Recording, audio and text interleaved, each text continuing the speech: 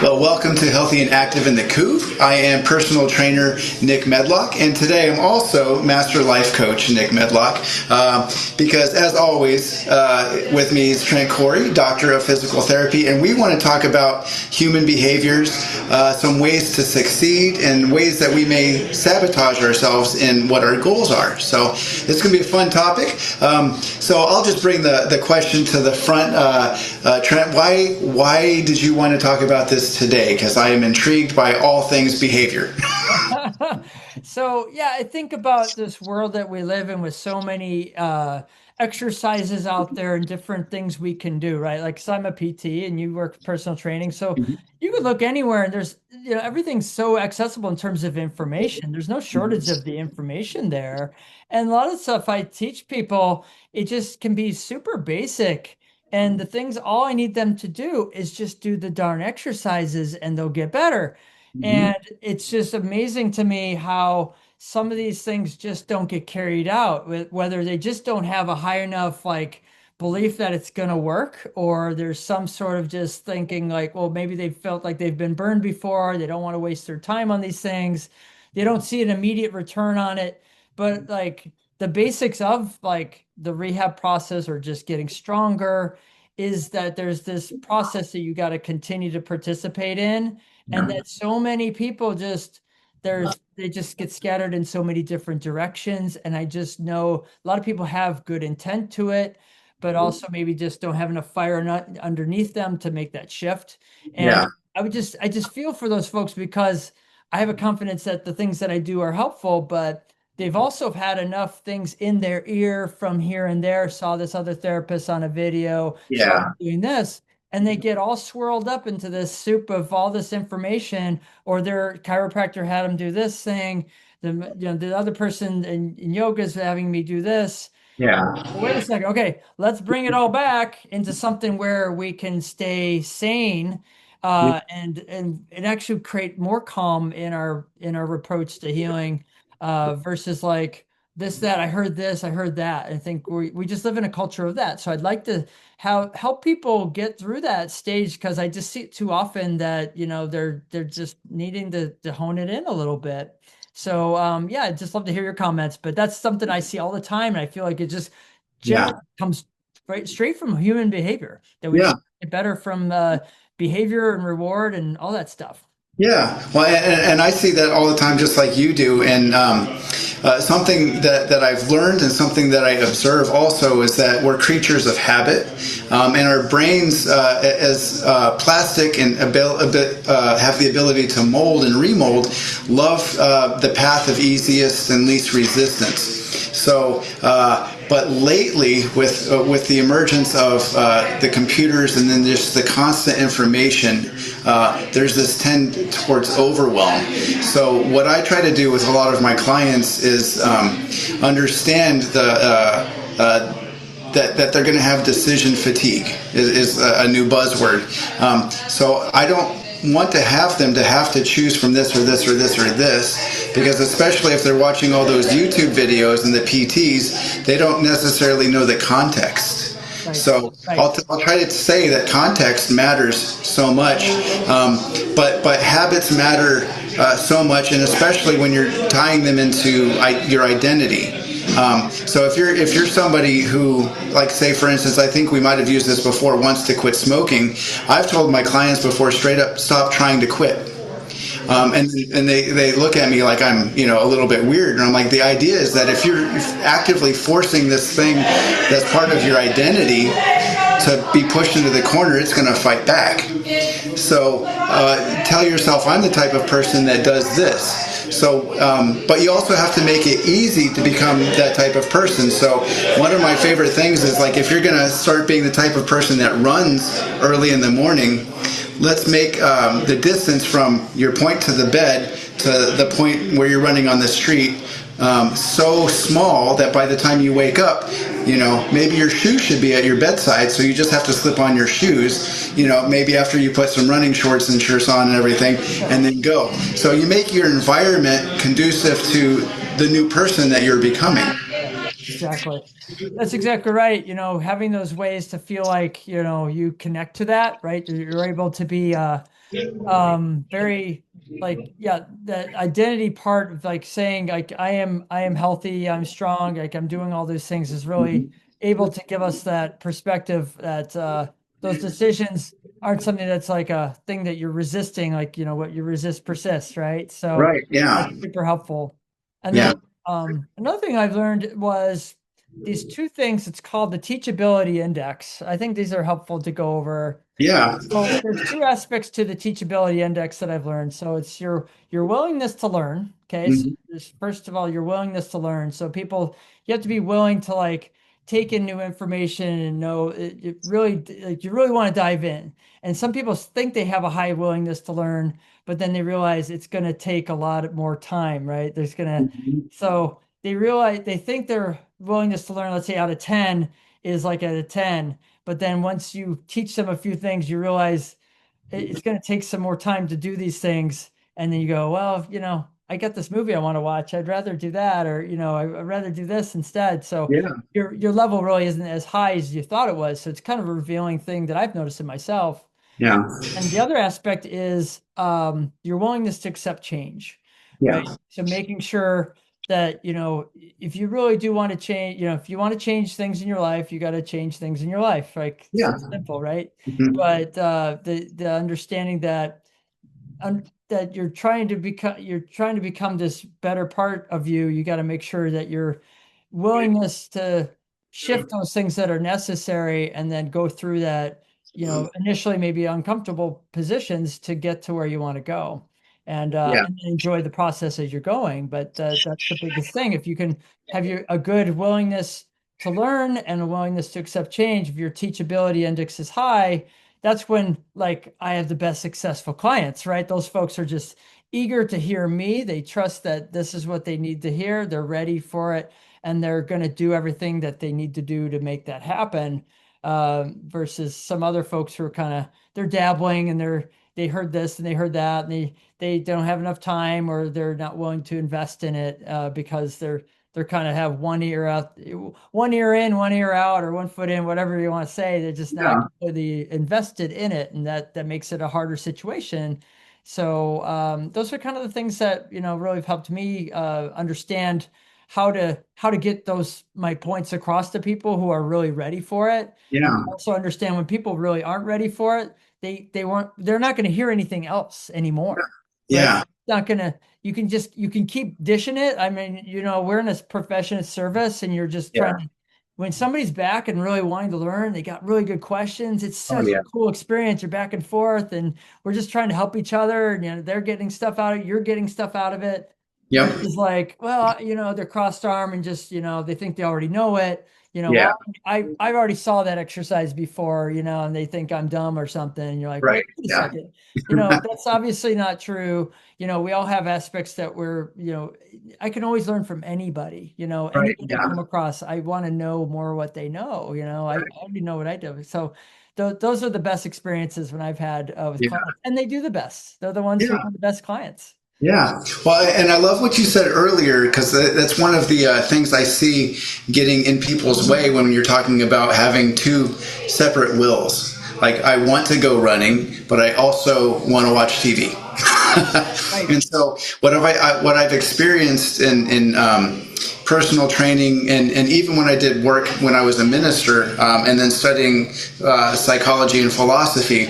When I was studying philosophy and ethics, there was this idea that we have a will and then like a secondary will, but that was based off of this paradigm of called monomind, where we just have one singular mind.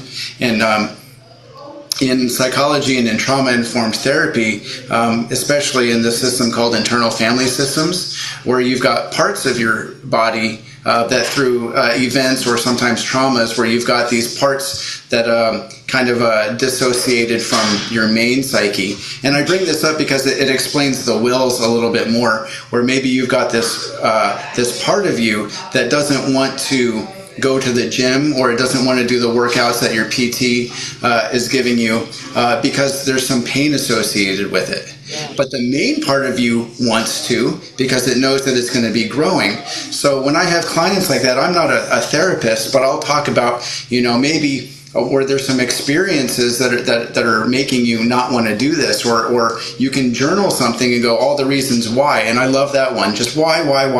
And then when you get to the why you don't want to, sometimes it's like, well, I was bullied as a kid, or my PE teacher made me run laps and I hated that, or somebody said something, or there's a list of all these different things where people don't get seen, or they feel exiled, or and then when those wills are confronted, and you work out all the cognitive dissonance, then it's kind of like you integrate some of those parts, and then you've got that laser beam of, okay, I want to learn this. This is what I want to do, and you kind of push a lot of the excuses aside, because the excuses that were coming from the trauma are now integrated into a different system. Yeah. And again, I'm not a therapist, and I'll refer out, but there are some questions that I am able to ask as a coach, and a lot of that is just kind of seeing where my client's at, and especially with the stages of readiness, and if they're not ready for it, then I don't ask those questions.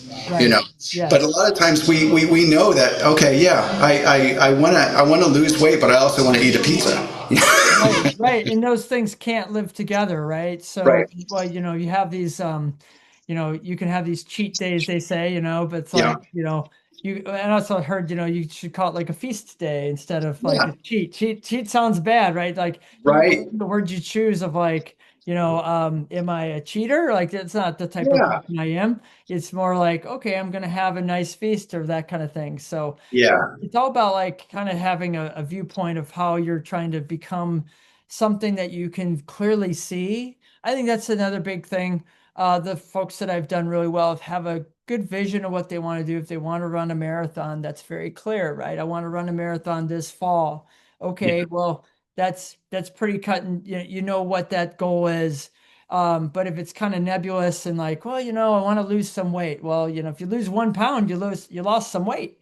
Is that something that, and then do you have enough of a drive behind that to get to an improvement of what you need to do that seems achievable? So that's another thing is, do they truly believe that thing's possible? So this is one thing I've learned about, you've probably heard The Secret and Law of Attraction, all this stuff. Well, a lot of people think that's just total BS because, you're just kind of, you're just thinking, I'll just manifest this loss of weight. Well, obviously the law of attraction, there's action in that, right? You have to do all the actions and workouts to do the things to get you there. But if you have too big of a jump to lose 100 pounds, that's a lot. But you could say, could I lose 10 pounds in the next year? Well, that's totally easily done. And you could probably do that within the first month or so. And then you've achieved something. And now you got this excitement of that hit of, dopamine. You feel good because you accomplished something that's easily done. Yeah. And you can keep jumping. And it's like a stepping stone to something greater. It's way better than having these kind of aloft goals where, you really have this excitement of this goal, wanting to do this. You get all fired up. It's like the New Year's resolution thing where first you're like, oh, I'm going to do this and every day. And then first few workouts, your sore as heck. And you're like, oh my gosh, what am I doing? I can't possibly do it. You see this huge mountain you're climbing where all you need to think about is that next step up the staircase. And if you just do that, you'll kind of see that progress, and that helps us so much better. So I love that. So I love you just tied in so much science and fun law of attraction manifestation together, and I love doing that for myself, because when we do SMART goals, you want to have something that you can have success with, that you can measure, that's attainable, that's specific, and all of that. And when we mix those together, it's not like so people think of like manifestation and the law of attraction as woo-woo, like you're just going to sit back and all of a sudden, just because you want something, it's going to pop in front of you. But manifest literally comes from Latin. It means at hand, right? Manos is hand. And so what do we do with our hands? We work with them. And so when we tell ourselves that we want something over and over again, we're just reinstituting the framework that we're in lack, right? And so when we reframe it as, I'm working towards this thing that I want, or this goal, or what I'm trying to manifest and attract it to me, I've got to go towards it. Right. not just it coming towards me. It will come towards me as I go towards it. But as we're measuring these things that we've specified, right? Like I desire to have health in my life, or to lose weight, or to rehabilitate this broken leg, or whatever. Right. We have these actionable steps towards that we can measure, not just sit back and go, my leg is going to heal, right? Right. Right. Yeah, and it's about like the wanting, wanting kind of implies lack because you Right. don't have it. So the more you kind of in that state of wanting, you're never kind of feeling full or like, complete.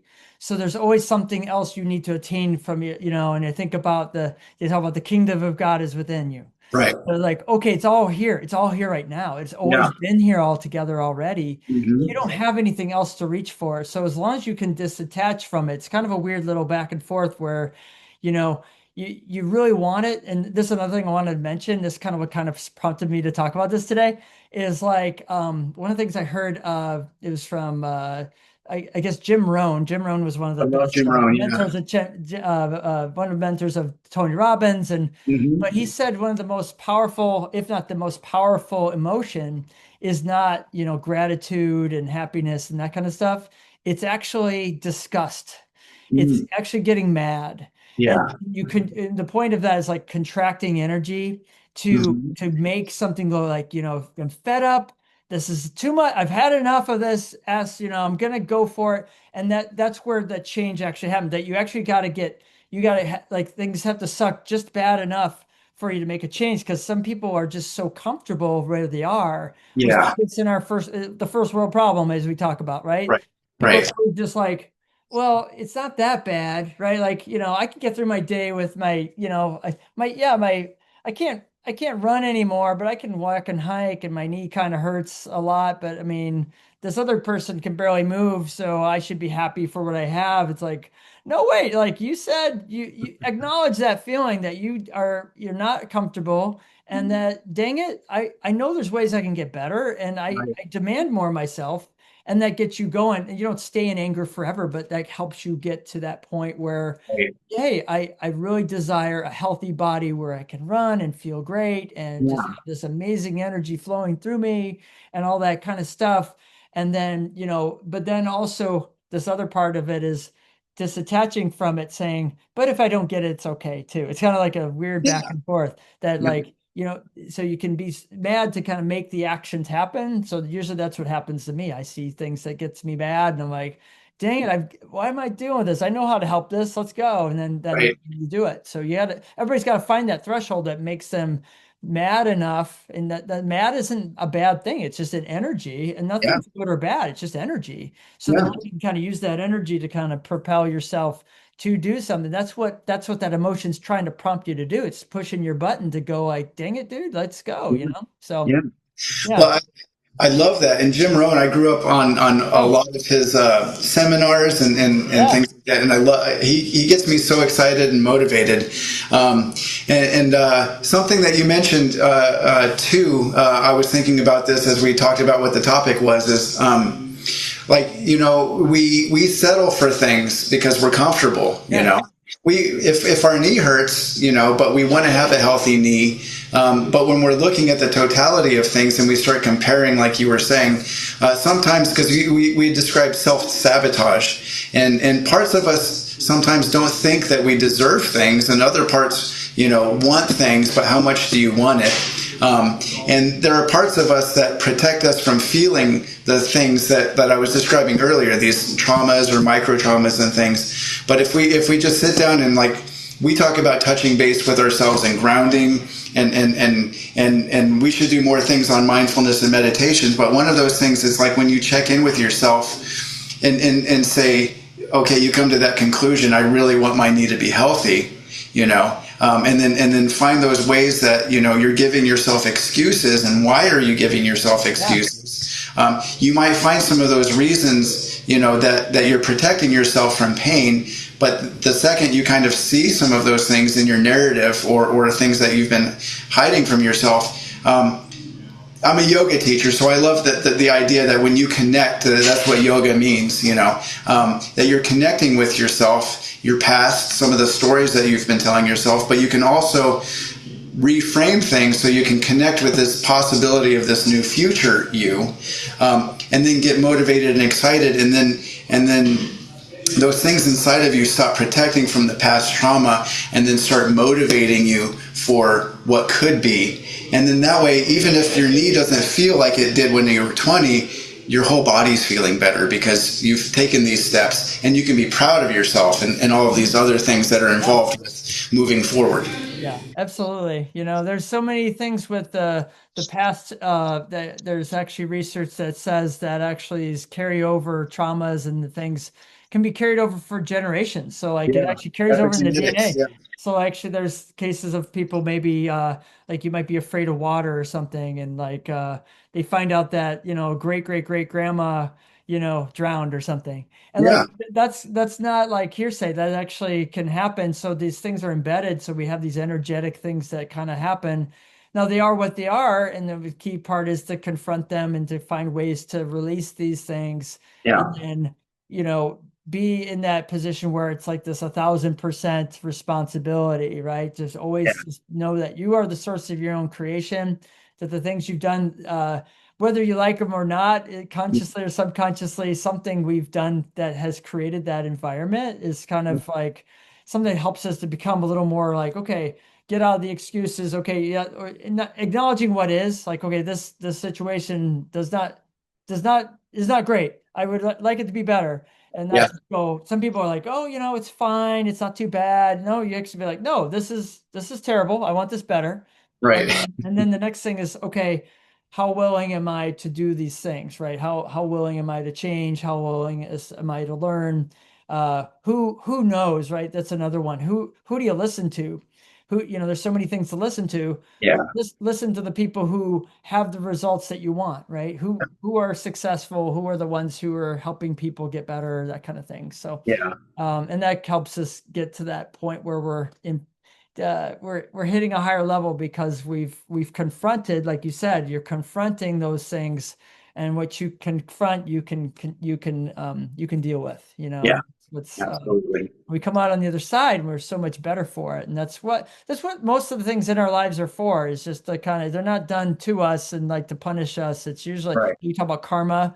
It's not Yeah. like it's not like you're like, oh, you did this bad thing. It's just like, no, this is being put in front of you again because this is something you need to work through to get to that next level.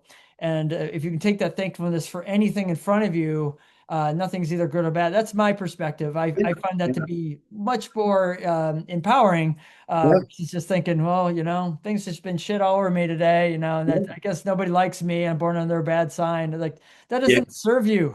No. No. So the more Yeah. you kind of think about how you can help yourself, climb out of that thing and kind of create a better energy field to become a better for it, for each thing that comes along is Yeah. much helpful. So Well, I love that, and we will have to go as the time is running out. But you just reminded me of one of my favorite thoughts, that the universe that we live in is our university, and yeah, we can also parse that out as uni, meaning one verse. It can mean a song or a verse of a song, or at odds. So it could be verses like we're fighting, yeah. and it depends on how we frame that. That's right. Exactly. So it is what you make it. So like, all the things that you kind of go and like, I was like, yeah, I remember when I was younger learning all this stuff. I'm like, yeah, right. But like, it's generally true though. Like the more I'm like in a positive mode and I just kind of thinking positive things, generally things happen that way. Right. So, Yeah. they talk about, you go to a new town and, say, hey, how are people in this new town? And, the person says, well, how were they in the old town? Well, they're mean and they hated me, like, well, that's what you're going to find here. Yeah. Same thing with like, oh, how, the other person comes across. Yeah, generally people were really nice in my hometown. Well, that's who you're going to find here. And, Yeah. and that's just my experience, not everybody's experience. But I find when I am on that track, things generally come around a lot better. And that's kind of where we're trying to get people to understand that with their exercises, the things, the more positive demeanor, some of these things. I mean, I've had people with wrecked joints and stuff look terrible, but they have a good approach. They get Yeah. better. Yeah. Yeah, there's something to the psychology and physiology being, in tandem with each other with the positivity. There are different things that happen. There's all science, things that back to it, but there's also, you witness that.